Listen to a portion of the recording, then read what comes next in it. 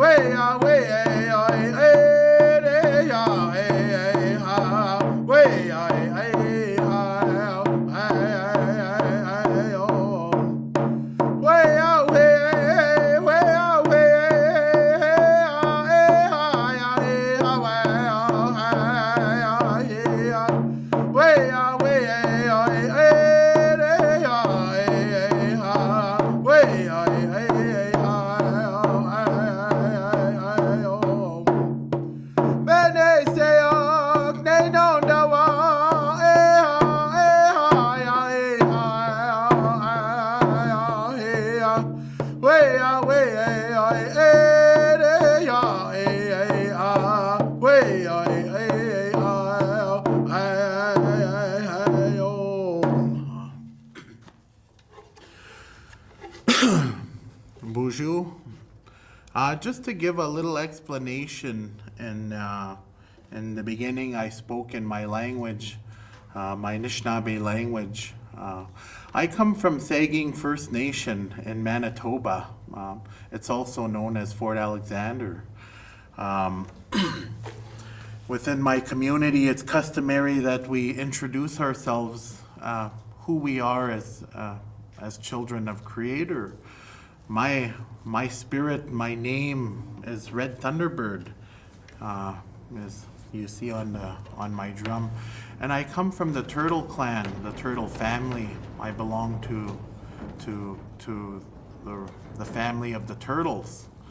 I also, in my language, gave acknowledgement to Creator for allowing us to have, again, like every other day, blessed with another beautiful day. I also acknowledge the elders that have taught and shared their stories with not only me, but within all of our people across Turtle Island, that it's through these stories, through these teachings that our ways of being, our Nishnabe Matizewin is alive. So we give acknowledgement to them. We give acknowledgement to those to Creator, that I don't know nothing. I don't claim to be anything. I'm just here to share a little bit that I may know. And I don't know very much. And it's customary as well that I don't mean any disrespect by speaking here today, or above any elder. That's not my intent. Today, my purpose in coming is to acknowledge that tobacco that has been passed, to share a little bit about the teachings that I can speak about. My grandfather, my grandmother, my grandparents, my family are carriers of many different ceremonies and bundles. And it's through those responsibilities that teachings had fallen and shared, passed down to me. So today, our topic of choice or our teaching is going to be about the creation, And we're only going to speak briefly about creation, as I know that other presenters that are a part of the Wisdom Weavers storytelling sessions, that they're going to be able to speak to in great detail the creation story. So I don't want to take away from that, but the main parts that I need to reference as to the gifts of Creator, the identity of spirit, and who we are as individuals, who we are, where we come from.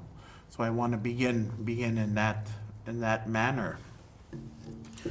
Again, I don't claim that to know anything, and sharing today is just sharing a little bit of understanding that I have, and that has been passed down to us.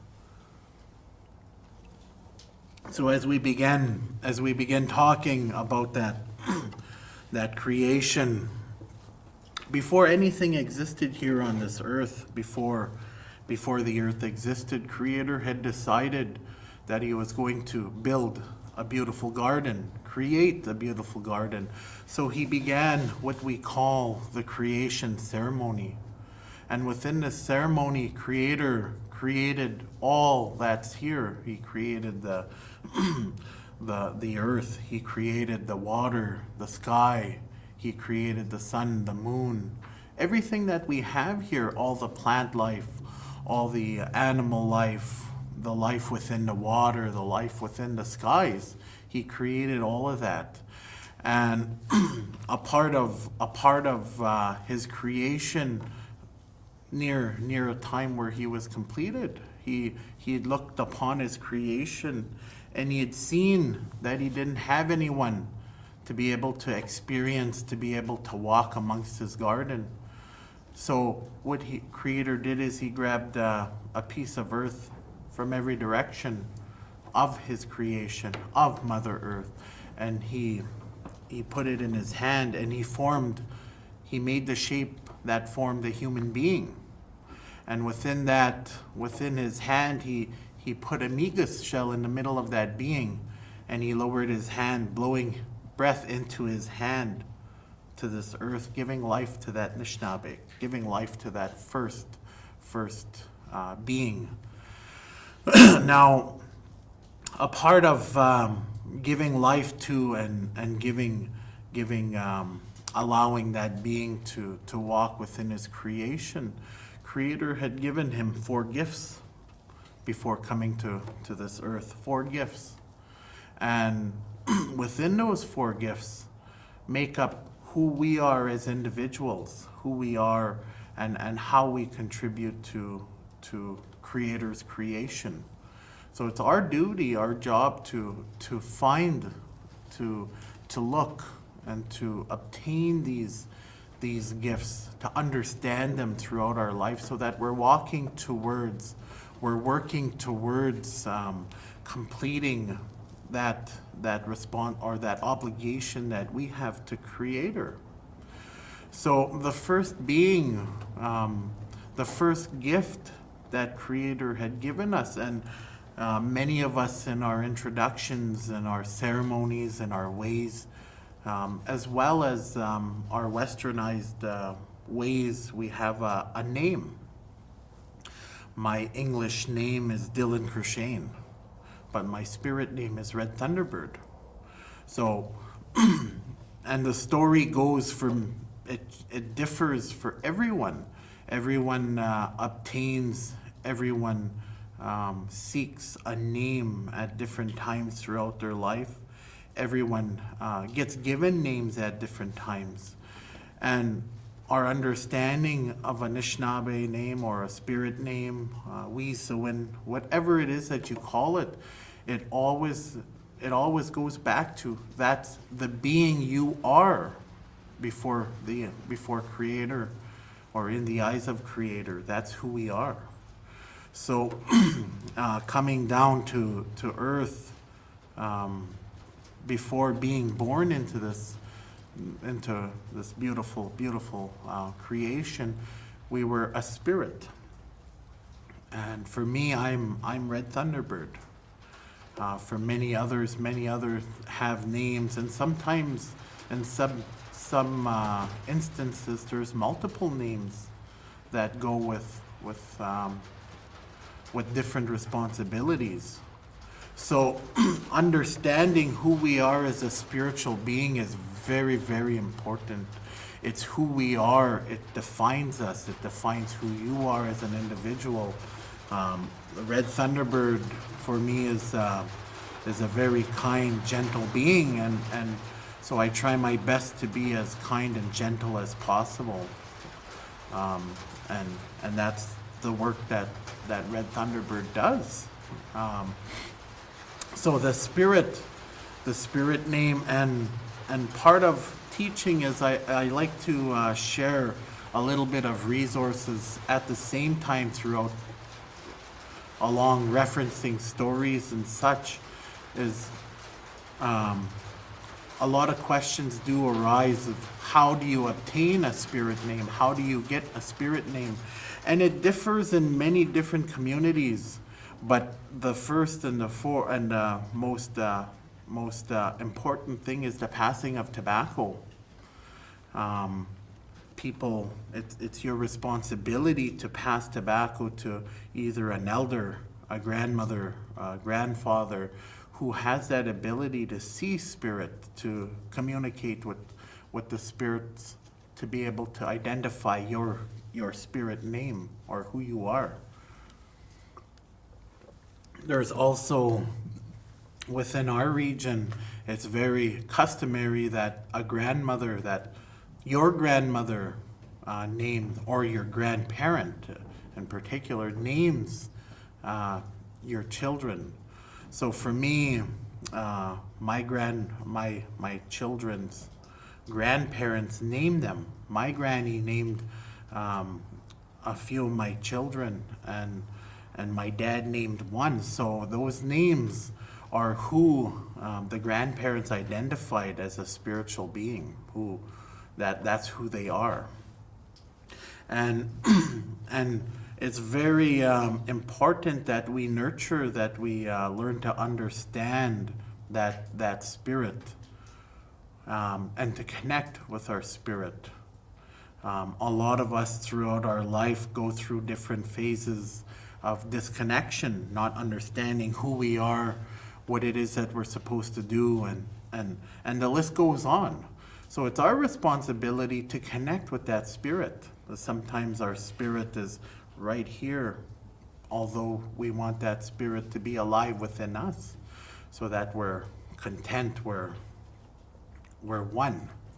And there's lots of factors in this creation that take us away from connecting, that disconnects us from our spirit. And for, they're not necessarily bad influences. Sometimes it's a cell phone. Cell phone takes us away from connecting with spirit.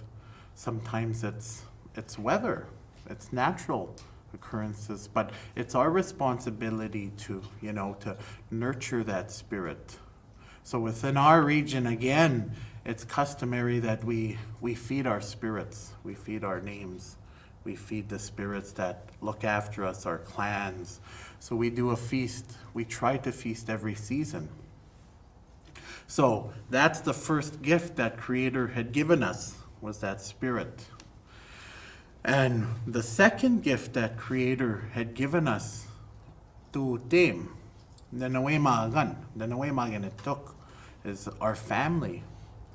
Our family, before coming to earth, we chose our parents with Creator. We chose who our parents were going to be. And there's lots of question when sometimes we're born into negative situations, whether it's the will or whether it's through Creator, and for whatever reason, Creator had guided us down that path with those parents, regardless of the situations that we're born into. For me, I come from a family that was culturally aware and followed ceremony. However, within my travels, within my family, my parents were heavily dependent on alcohol. So there was a lot of dysfunction within our home, and through that dysfunction, it led to walk in an area that involves ceremony. And within that line, within that family line, my ancestors, my grandparents, and doing research, who they were and how they contributed to this creation, the work that they've done. They've done amazing work. I come from a line of fluent language carriers. I come from a line of hardworking people. My Mishum, my grandparents were bushmen, farmers, and my grandmothers were strong grandmothers who looked after and was the core of the family. So we had very strong family values, and generations before their time, they were passed down those ways. So my great grandparents were language carriers. They fought to keep the language alive. They fought to keep our values, our culture, ceremonial ways alive through a time where we weren't allowed to practice ceremony, through a time where it was illegal to practice ceremonies. Many of our communities kept those values alive. So within our family, we have a blood obligation to follow in the footsteps of our grandparents, to follow in the footsteps of our ancestors. A lot of the ceremonial responsibilities that were bestowed upon me come from my great-great-grandparents.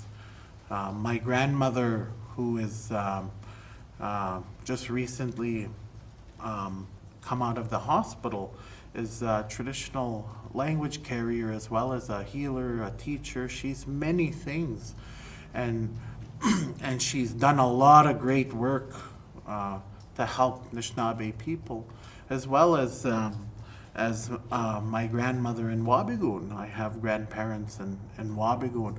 So their responsibility to this earth, their connection is very important to who we are as individuals. It's a part of our identity, knowing where we come from. Now, our people had a way of life before colonization that was very much spiritual, and a lot of changes happened within our communities that led us off our path, that led our families, our ancestors off our path, and but that memory, that responsibility is very much embedded and still alive within our blood. So I always encourage people that are learning who they are. Look at your family line. Look at the responsibilities of your ancestors, and a lot of that identity that we're missing is embedded within that process, within that family line.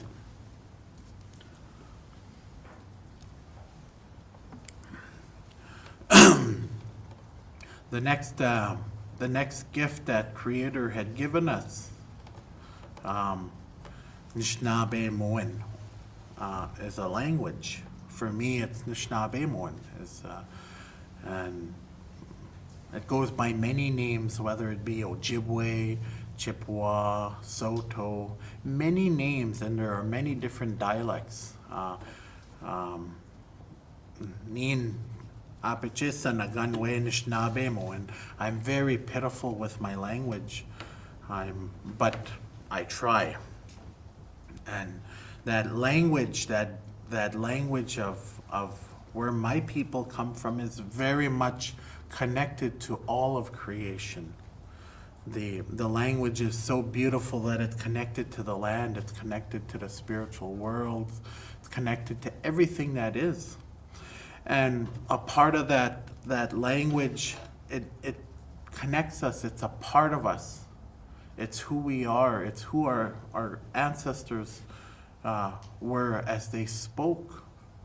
That language is very important, and for many different nations out there, that language that they speak is very much a part of their identity.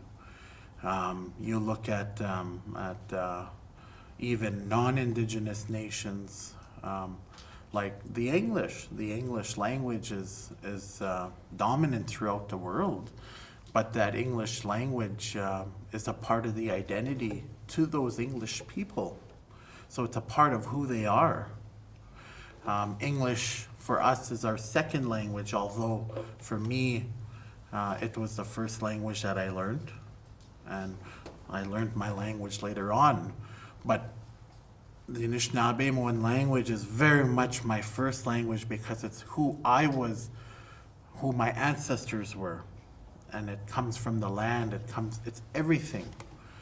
A part of that language, a part of that gift that Creator had given us was that voice.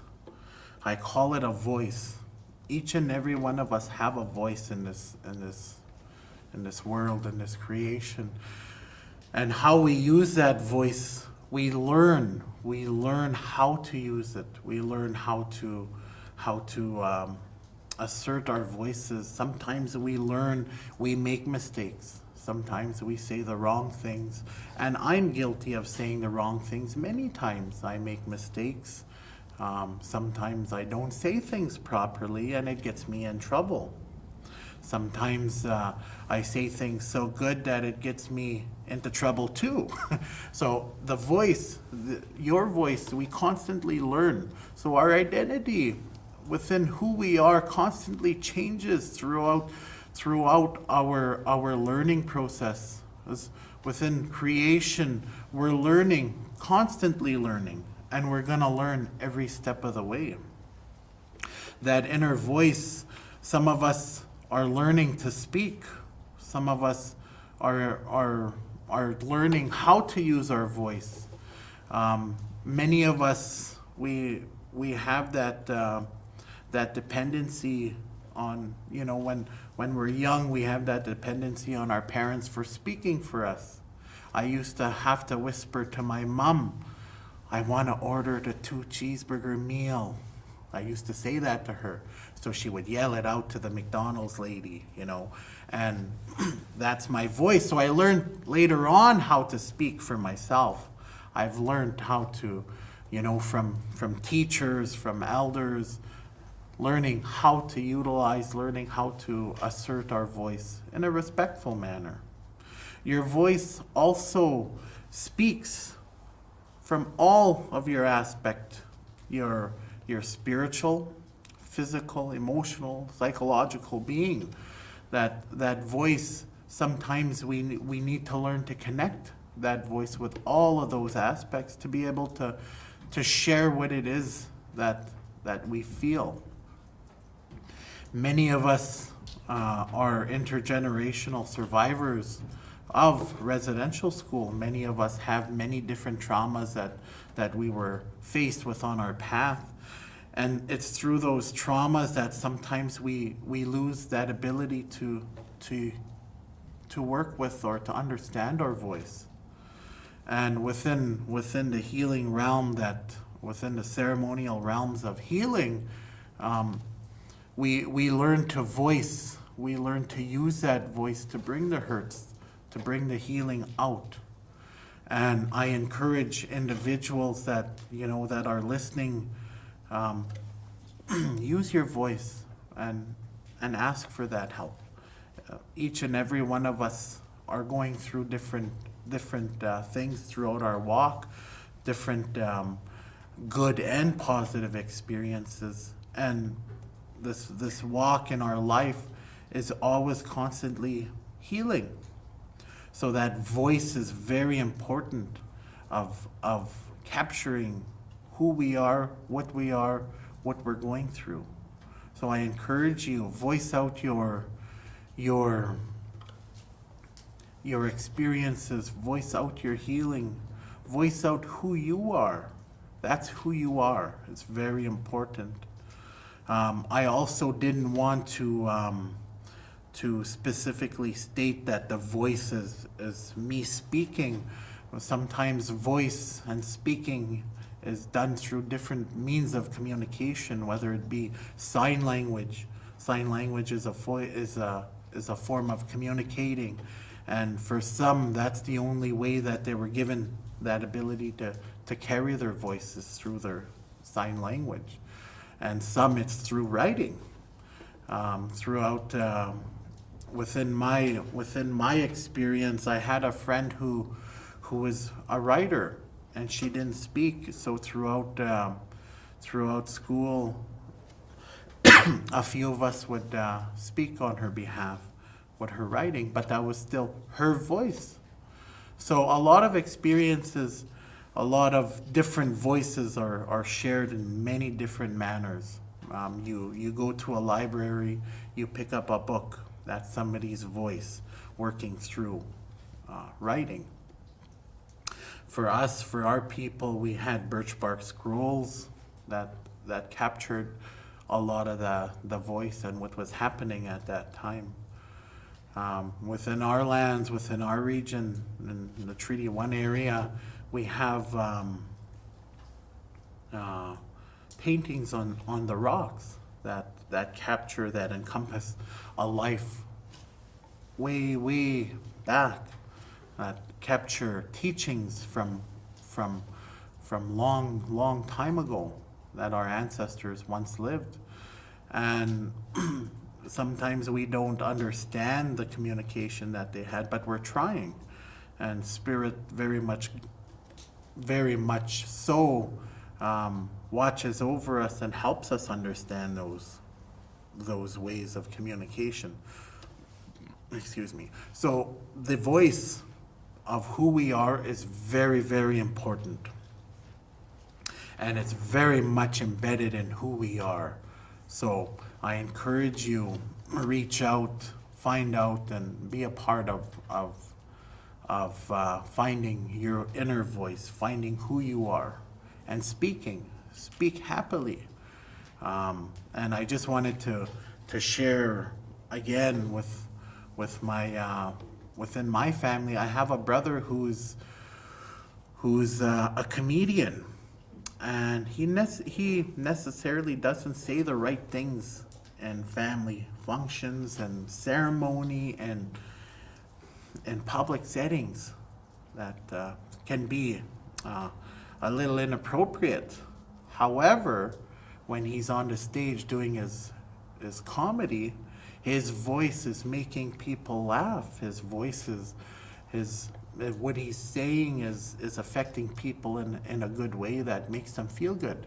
So sometimes our voices are who and what it is that we can contribute to this world. Today, I was able to render a song, and I give thanks for allowing me to sing one of our songs in this territory. And within our nation, we come from a nation of drum carriers, of drum people, singing people that sing. One of my grandmothers was a gospel singer, and one of the a really good gospel singer. She would travel to sing gospel and all of the different events that were happening in the community, and she sang in our language as well. So I come from a line of singers, and my grandfather on my mom's side, he was one of the ones that brought the drum to the community for the first time since it was illegal. And within that, he was able to bring the drum to the community, and many people learned their voice from that first drum experience. Many people learned to use their voice, and within ceremony, within our teachings of understanding our voices, we sing of prayer, we sing of good feelings for and to the people. So like the song that was rendered today is to give acknowledgement, to give thanks, to give a good positive energy to those of you who are listening to today, to the words that are shared.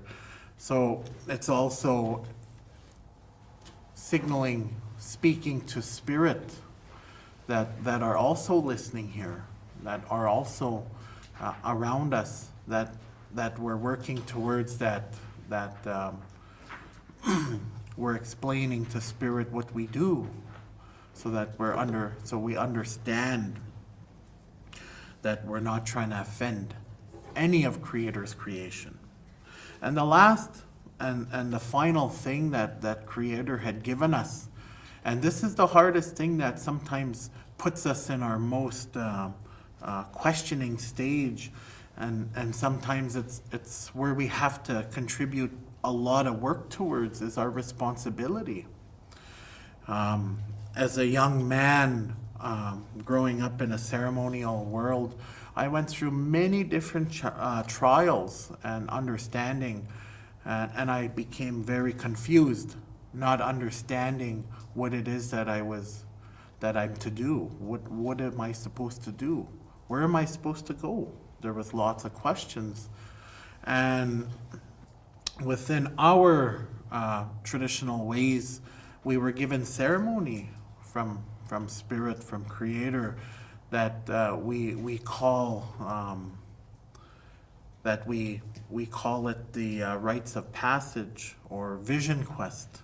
And within that vision quest is where we seek answers, where we seek direction from Spirit, from Creator, to know what our next step is. Because that responsibility that we're set down here to do can change, and it's always changing.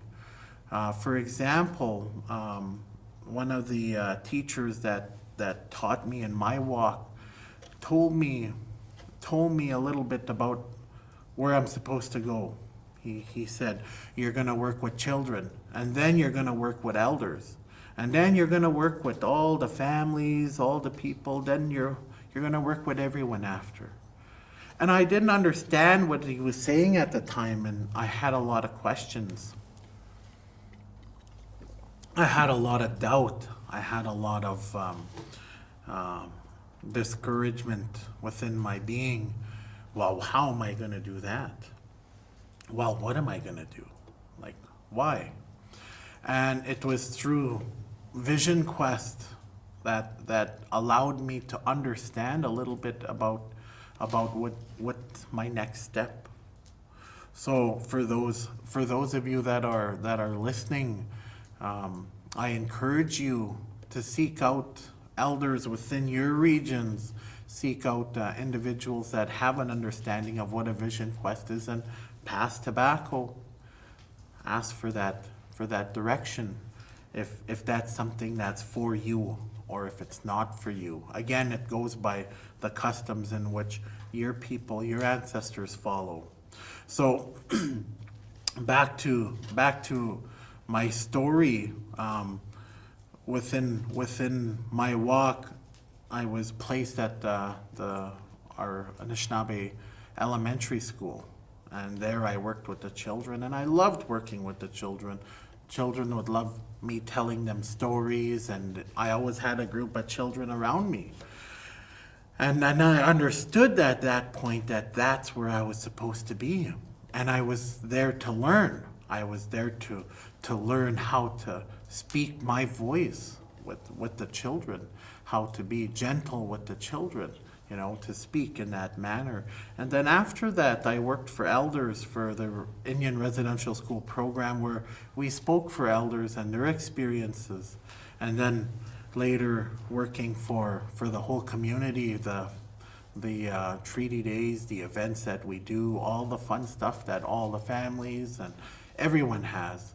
And now, as I walk, I'm an elected official for my community, so I speak, I share, I try and help my community as much as possible.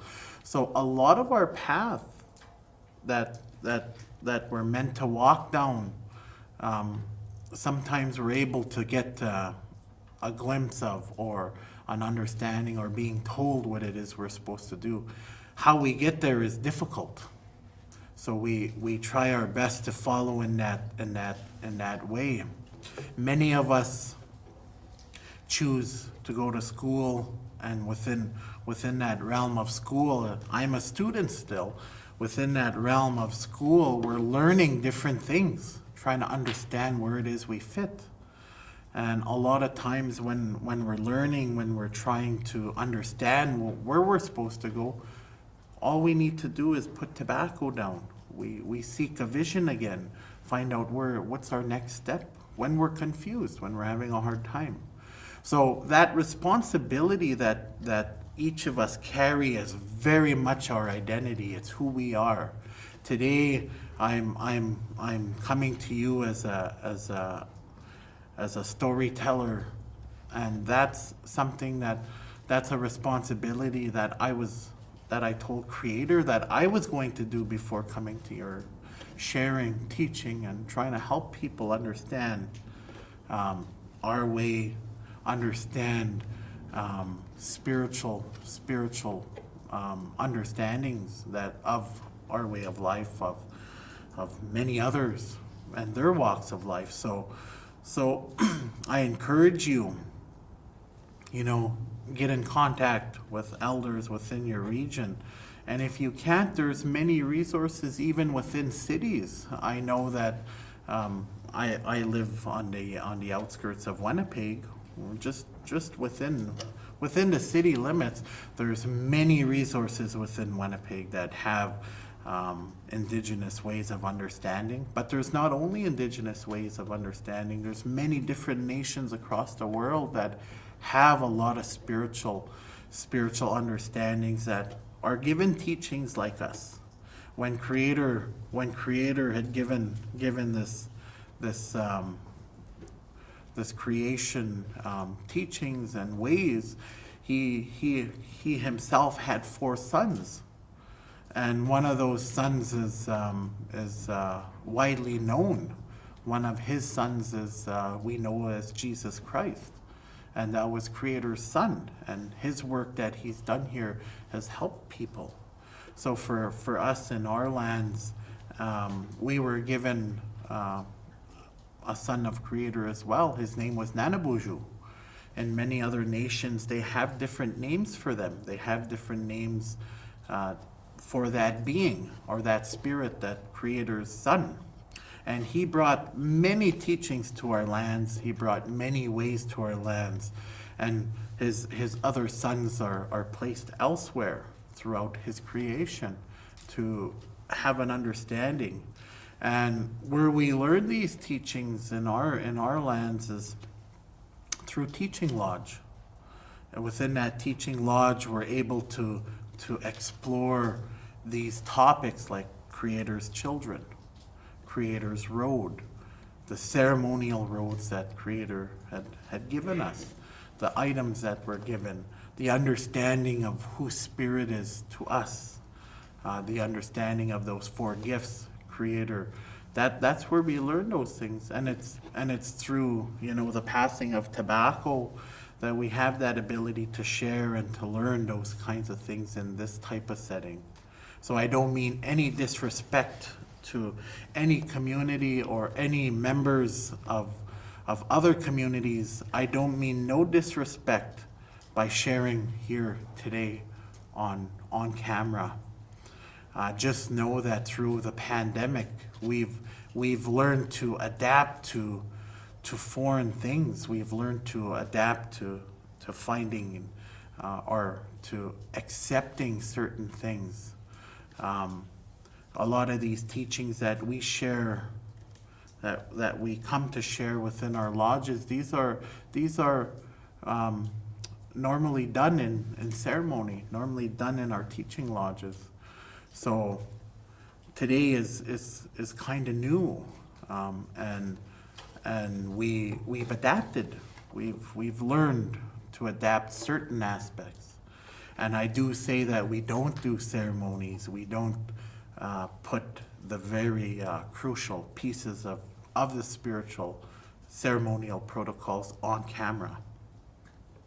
Before coming here, one of the grandmothers who did my introduction had prepared her bundle and her ceremony prior to today starting. And upon arriving here, tobacco was passed for me to do that process as well, to give acknowledgement here. And those ceremonies aren't captured in ceremony. Those ceremonies, we don't do that.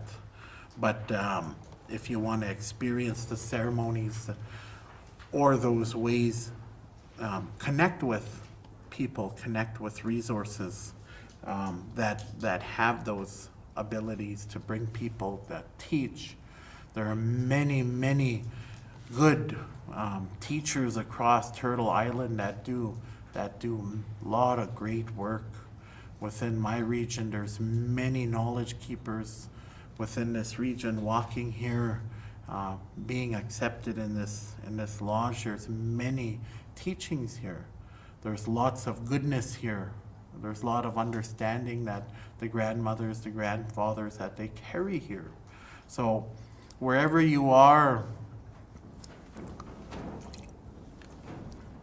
wherever it is that you're located, I encourage you, put tobacco out.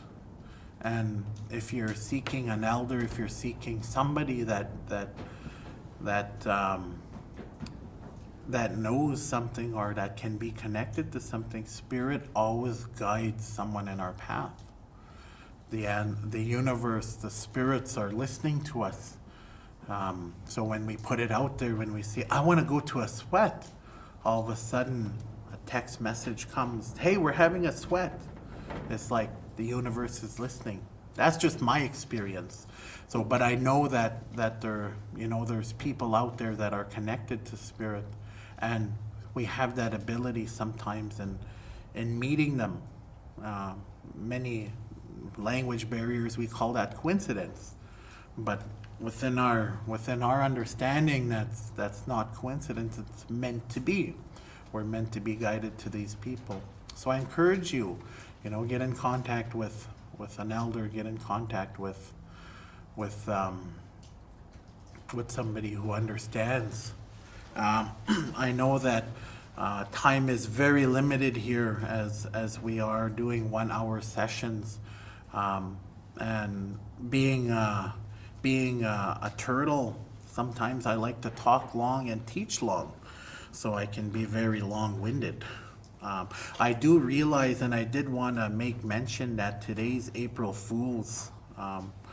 When you're out there doing your pranks and your jokes, remember, do it kindly. Sometimes we have the ability to overdo and make people feel negative. Be kind, be gentle. I'm always reminded of that from my daughters.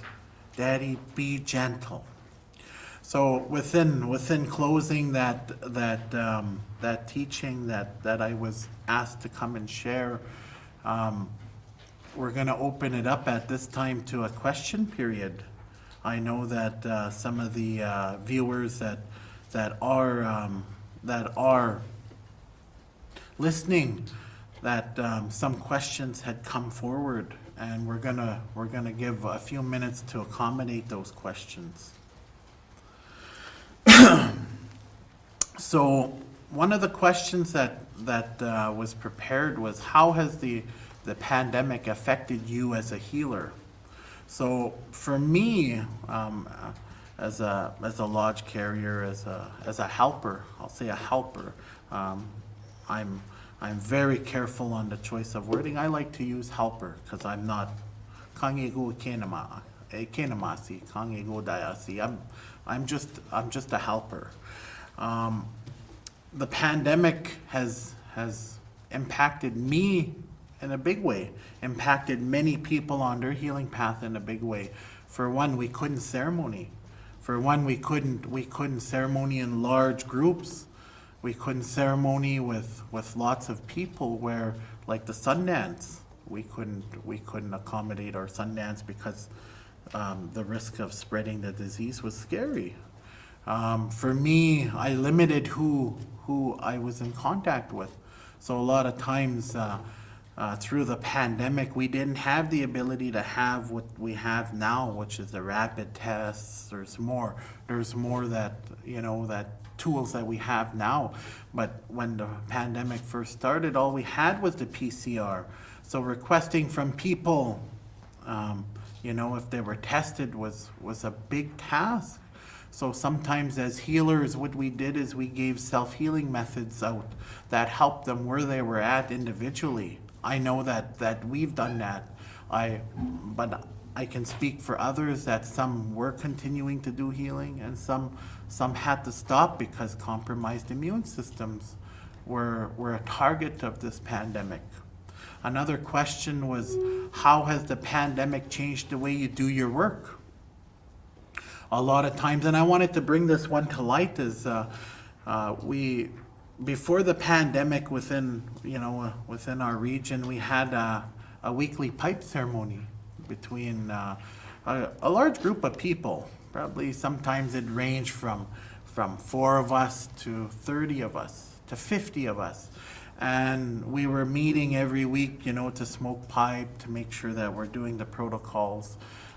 What we did is we went through a Zoom meeting. We set up a Zoom call, and everyone did their pipe ceremony wherever they were. Not on camera, of course, but we had a sharing circle not necessarily a circle, but a sharing time that was captured on the Zoom, so each of us took turns sharing.